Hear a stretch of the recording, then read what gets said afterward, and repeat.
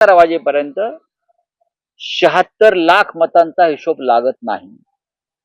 ही 76 लाख मतं जी अचानक वाढली, ही 76 लाख मतं ही जी महायुती नावाचा जो काय प्रकार आहे त्यांच्या विजयाचे शिल्पकार आहे। लाडकी बहीण अमुक तमुक त्यात काय तथ्य नाही। 76 लाख मतं कुठून आली? नाना पटोले यांचा प्रश्न आहे, तो आमचाही प्रश्न आहे। रात्री 11:30 वाजेपर्यंत कुठे मतदान सुरू होतं रांगा लावून? रात्री 11:30 वाजेपर्यंत जो आकडा दिला शेवटी, कुठे होतं मतदान चालू? दाखवा, निवडणूक आयोगाने दाखवावं की या भागामध्ये मतदान सुरू होतं। कोण करवतं मतदान रात्री 11:30 वाजता? हरियाणामध्ये 14 लाख मतं वाढली आणि भारतीय जनता पक्षाचा विजय झाला। महाराष्ट्रात 76 लाख मतं वाढली आणि हे जे काय आहे प्रकरण महाविकास आघाडी त्यांचा पराभव झाला आणि महायुतीचा विजय झाला। हा विजय खरा नाही। बाबा आढाव आणि त्यांच्यासह असंख्य लोक आंदोलनामध्ये उतरलेले आहेत। हळूहळू महाराष्ट्र त्यात सहभागी होईल।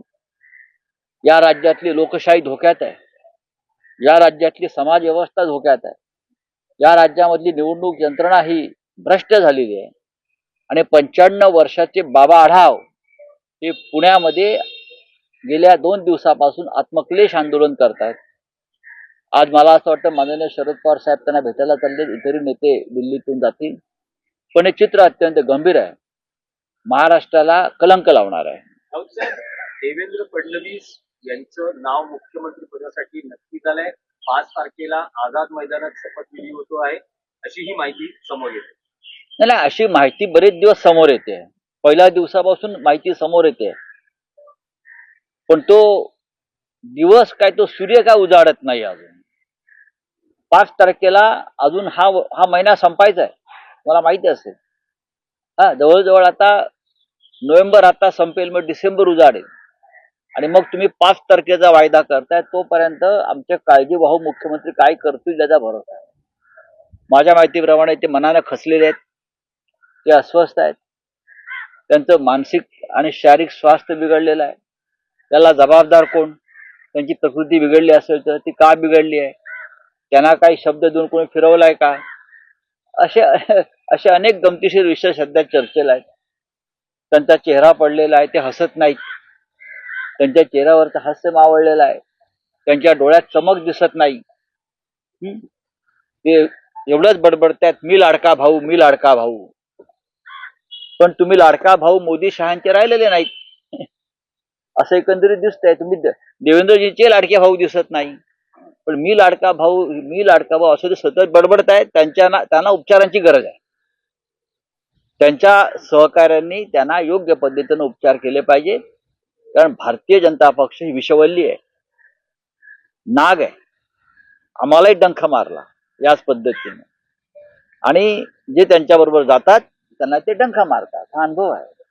महाराष्ट्राला हा विषारी नागांचा विळखा पडलेला आहे, तो आता कसा सोडवायचा लोकशाही मार्गाने ते आम्ही पाहू।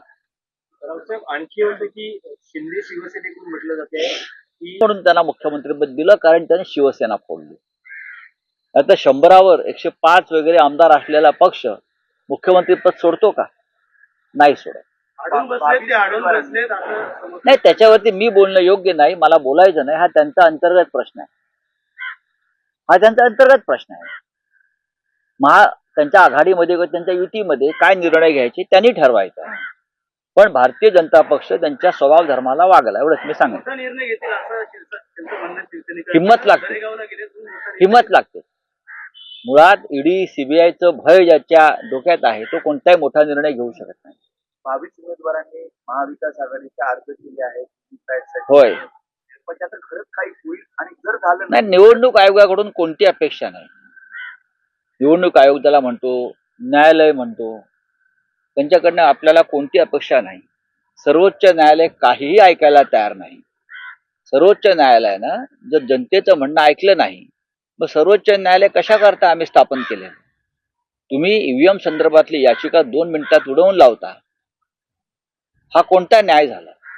तुम्ही ऐकून घ्या आम्हाला काय म्हणायचं आहे ते. लोक रस्त्यावर उतरलेले आहेत. एरवी तुम्हाला पब्लिक क्राय दिसतो, हा एरवी तुम्हाला जन आक्रोश दिसतो आणि तुम्ही सुमोटो कारवाई करता. पण ह्या प्रकरणामध्ये काय सांगतात ते सर्वोच्च न्यायालय, की जेव्हा तुमचा विजय होतो तेव्हा तुम्ही आमच्याकडे येत नाही आणि जेव्हा तुम्ही पराभव होतो तुमचा तेव्हा तुम्ही आमच्याकडे ईव्हीएमची तक्रार घेऊन येता. असं कधी झालेलं नाही. सातत्याने 10 वर्ष निकाल सकारात्मक असो किंवा नकारात्मक असो, आम्ही सातत्यानं म्हणतोय की मतपत्रिकेवर निवडणुका घ्यायला पाहिजेत. जगामध्ये कुठे ईव्हीएमचा वापर होत नाही. मग भारतातच 8 तास कशाला?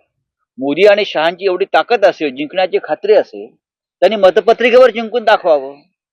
का घाबरतायत ते? राऊत सर, एक विषय होता की महायुती सत्ता स्थापनेसाठी हालचाली करते असं असताना आता महाविकास आघाडीचं भवितव्य काय आहे?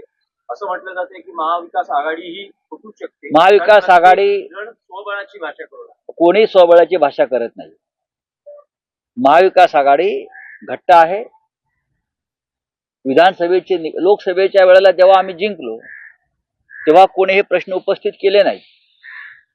विधानसभा निकाल हे कोणत्या पद्धतीने लागलेत आणि त्याला कोणती तांत्रिक कारण समोर आले त्याचा अभ्यास आम्ही करतो तिन्ही पक्ष.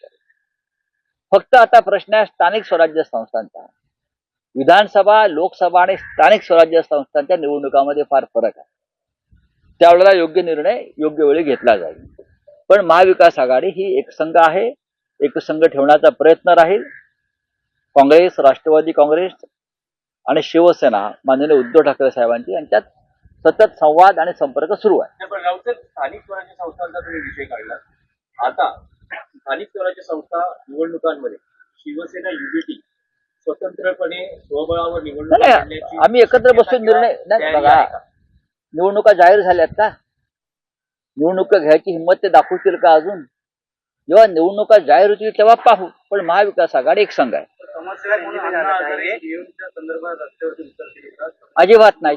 झोपले आहेत ते, गाढ झोपलेले आहेत. त्यांना शांत झोप लागलेली आहे. महाराष्ट्रात देशामध्ये जे काही प्रकार चाललेले आहेत ते त्यांच्यापर्यंत पोहोचलेले दिसत नाहीत.